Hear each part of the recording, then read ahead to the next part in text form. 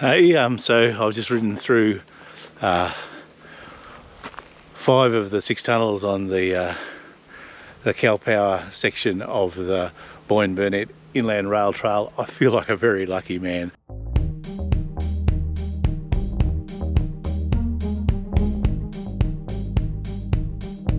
I can see the opportunities to bring our communities closer together from Monto right through and down into the Boyne Valley.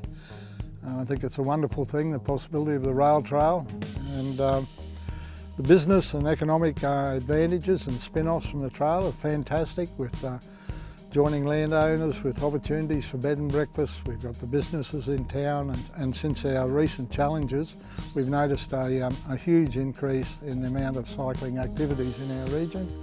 Well, going to Mundubbera section, the rail trail, our proposed rail trail, has a section between 2 sidings, Mount Debatable and Humphrey, which is 5.2 kilometres.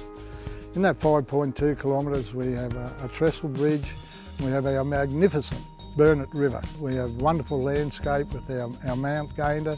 Because it's accessible for whole of community use. Now, whole of community is for people with disabilities. We can get there in smaller buses and vehicles to allow for horse riding, cycling, access for mobility scooters, and it offers the experience of a timber trestle bridge, which will have handrails and decking and combining the river and the trail and the nature and the landscape.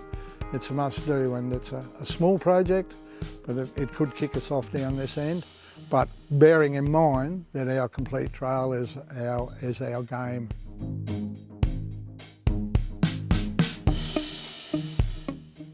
In the Boyne Burnett Inland Rail Trail. Yep. So in 2016 were the council elections, and somebody knew that I was running, and they came and spoke to me about what I could help them do in the community. So out here in the middle of nowhere, basically, in the Boyne Valley is just an amazing place, and you know, the little towns are dying. So, and you know, I do have a passion for the Boyne Valley too. My mum grew up in the Boyne Valley, and my grandfather actually logged around the Barrymoon area as well. So, but anyway, I came up and had a look, and I was just actually blown away by the tunnels. It was just absolutely incredible.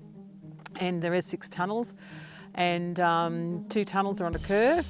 So the last 2 tunnels coming down the hill, which is tunnel number 1 and 2. So at Barrymoon it starts at number 6. The number 6 tunnel we've left with the some rail line in there, so people can actually see the history. There's hogback sleepers in there, so if you don't know what a hogback sleeper is, it's still got the curve of the tree on it, and they actually have chiseled away where the line actually fits. So, so they were put there in 1920. We'd like to see it start at Cal Power. Cal Power, there's public toilets there, there's a small community hall there. What I'd like to see too is some horse stalls there, some gazebos, picnic areas, and of course bike racks. From Cal Power down to Bullion, we'd like to see the first, that's part of one section of the trail that the feasibility study has actually identified. But initially we could do the 12 kilometres. Yep. We could start the 12 kilometres now, basically, and it's an easy ride. It's downhill, you hardly have to pedal, as you know.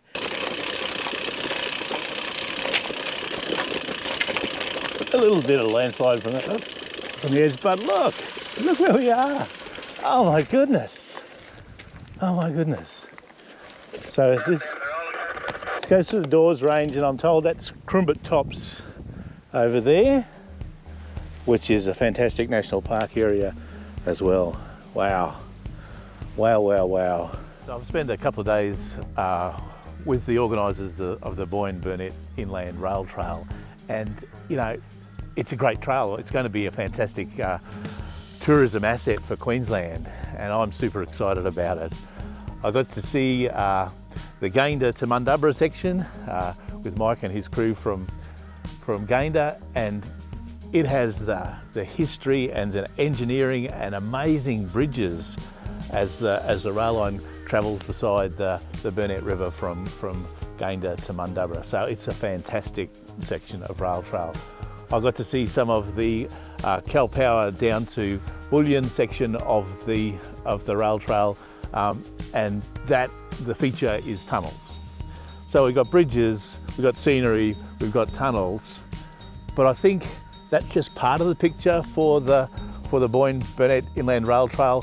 What the big picture is that it runs from Calliope, or almost Calliope, to Gayndah, and it's a massive length of rail trail.